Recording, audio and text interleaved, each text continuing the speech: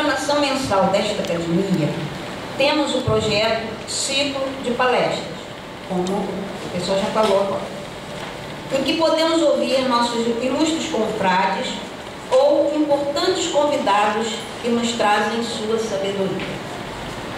Quando Márcia Peçanha, em reunião da diretoria, onde planejava os próximos eventos, me ligou convidando para fazer uma palestra, pensei, temerosa, chegou a minha vez. Porque os acadêmicos são convidados aos poucos, né? Minha vez. Perguntei qual era o tema. Ela disse que eu poderia falar sobre meus cadernos.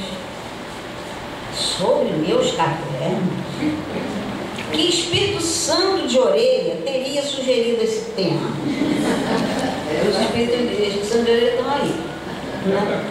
Certamente alguém da diretoria que conhece a minha mania ligada aos cadernos. Aceitei o desafio. Como Márcia disse que eu poderia falar sobre meus cadernos, sinto-me livre para não fazer uma palestra, mas para apenas contar coisas sobre eles. Quem pouco me conhece poderá perguntar: por que falar sobre cadernos?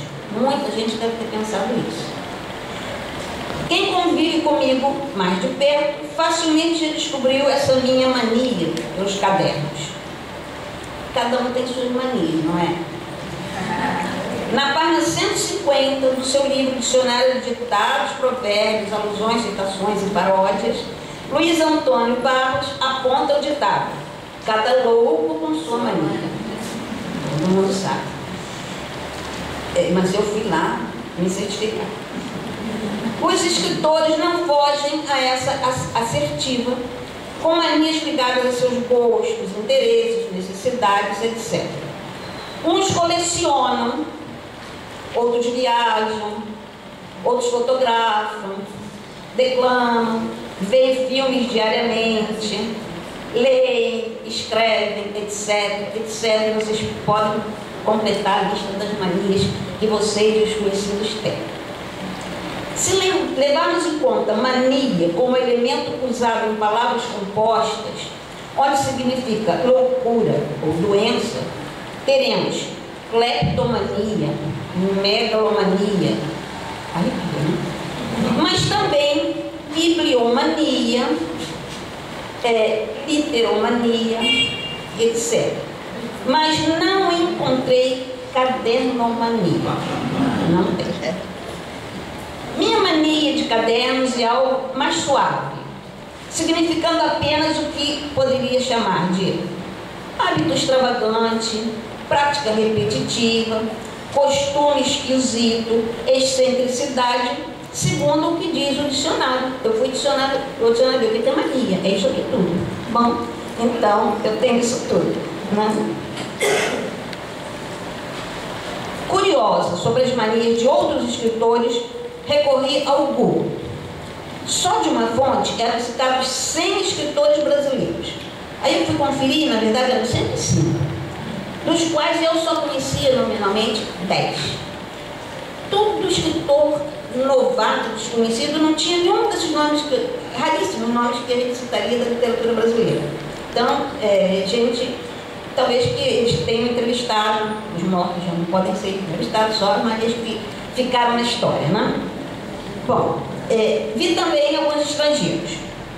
Como manias são apontados horários e local de escrever, se toma café, Coca-Cola, vinho, cerveja, chimarrão, etc. Tudo isso apareceu. Só escreve com o chimarrão perto, só escreve com a Coca-Cola, com o vinho, etc. São as suas manias. Temos 42 que dizem usar o computador para escrever. Dos que escrevem à mão, 18 usam cadernos. Pode estar aqui, eu tenho mania de número.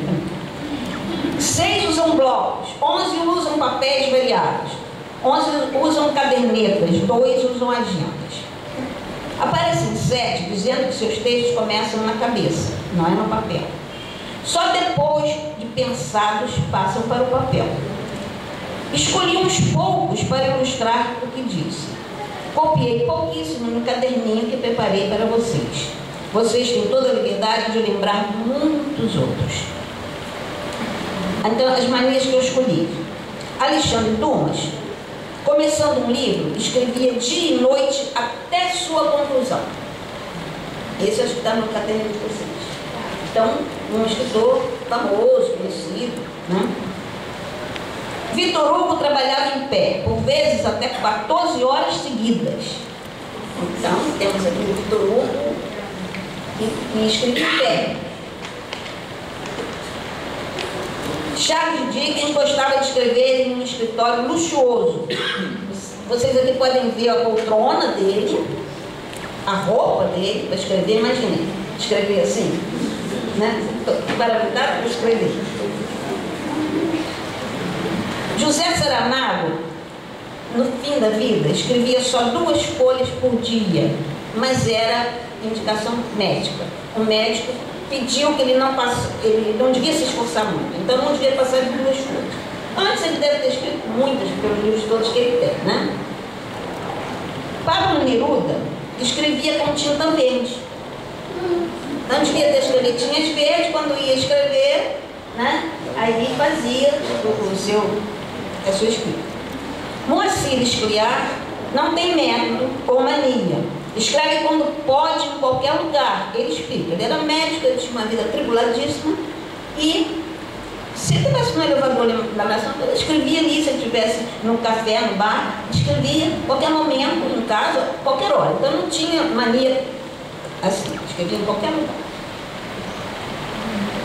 Tatiana Salem Levi era obsessiva com silêncio e solidão. Preferia escrever de manhã, mas tinha que estar tudo quietinho para ela poder escrever. E não podia faltar Gracinda Rosa. Usa blocos, cadernetas, cadernos, folhas soltas, qualquer papel. Primeiro organiza tudo na cabeça, como vários outros. Escreve com caneta, a qualquer hora, mas nunca com alguém perto. Aí não escreve. É essa aqui. Né? Bem, é sabido que os cadernos estão no gosto de muitos escritores. É palavra ligada a coisas escritas, aos papéis. Quando o miolo de um livro está em andamento, apontando, não dizemos que falta apenas enlivrar, mas sim encadernar. Mas tem sentido, pois significa unir os cadernos das folhas dos livros. Vocês sabem, o livro, quando ele é impresso, ele forma aqueles cadernos. Unindo aquilo tudo, é a encadernação. Então o nome está certo. Eu não devia ser enlivação. A gente vai fazer um livro, mas não é a encadernação. E então forma o volume, leva uma capa e o livro fica pronto. Em algumas publicações a palavra caderno é usada no título. Então nós temos, por exemplo, do Saramago. Ele tem os cadernos de Lanzarote. Ele escreveu isso durante 5 anos, diários escritos durante 5 anos. Eu só tenho os 3 primeiros. Espero um dia poder ter os seguintes, né? Então, desde 93, então durante 5 anos, ele escreveu. E eu trouxe só esse papelzinho, senão eu tenho que fazer um livro, né? Mas eu gosto de mostrar, adoro mostrar. Então, a capa do livro é essa. Esse é grosso, porque o meu tem 3 diários num volume só. Tem visível separado também. Ainda do Saramago, que mais recente, bem recente, ele tem um livro chamado O Caderno. O que é esse livro? Os parentes, amigos, sei lá, resolveram que ele tinha que ter um blog. E ele, então, teve o blog. Aí um dia ele reuniu tudo desse blog, que foi de 2008 a 2009, e montou um livro. Daqui, O Caderno. O nome é esse, O Caderno. Então eu não sou sozinha nos cadernos, tá vendo? A Hilda Hilst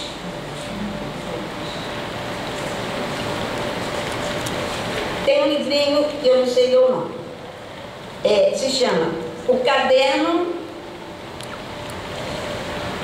Rosa, e como eu tenho que saber ler esse tipo. Lório Lampo, isso, que eu nunca sabia, porque eu não sabe se o I faz ficar oxígeno, pois é, aí então eu não sei dizer os outros que para mim. Então, esse é o Caderno Rosa, o nome do livro, né? E, Caderno Rosa porque é a história de uma menininha, então, da Hilda Hilst, que é nossa. Pedro Nava, que é um grande memorialista, em 6, o quadro dele são 6 volumes grossos, mas ele, para reunir material para mais tarde fazer esses cadernos, esses diários, não, essas memórias, ele tinha os cadernos onde ele anotava. E isso foi sendo publicado depois, não sei se em vida dele ou não. Então eu tenho só um, que se chama Cadernos 1 e 2. Então, esses cadernos, eu até trouxe o livro, porque eles lembram bastante os meus cadernos. Os meus cadernos, que são o que eu vou da história, que eu vou falar ao final. Porque aqui tem coisas que eu escrevo manuscritas, assim.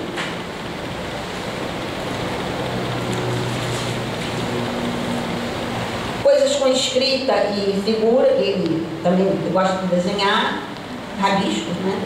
Grafos.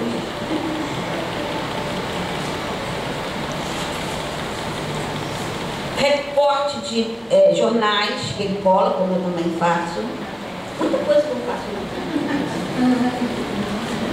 Um monte de selo que ele resolveu guardar no caderno dele. Eu também tenho selos, etiquetas, outras coisas assim. Perfis, isso aqui ele desenhava para inspirar os personagens. Ele botava um nome e para descrever, tendo esse desenho, era mais fácil para ele escrever depois, tá? E assim por diante. Então, também se chama caderno, né? Clarice Lispector, o dela não se chama caderno. Outros escritos, o título do livro dela, outros escritos, que é uma delícia. Então, aqui são capítulos, cada um de um tema. No capítulo 5, se chama Clarice Mãe. Ela utiliza o material de um caderno, lá está explicado. Esse material pertence a um caderno. Quando ela estava nos Estados Unidos, ela registrava tudo que os filhos falavam. As coisas interessantes, tudo não, as coisas bonitinhas, interessantes, pitorescas, que os filhos falavam. Então, isso virou um capítulo desse livro, tem coisas aqui variadas. Então, esse caderno se chamava Conversas com P, e com nome, porque na verdade ela registrava tudo que falavam os 2 filhos, Pedro e Paulo. Mas ela não botou conversa com os peixes, não, só conversas com P, que eram os 2, né?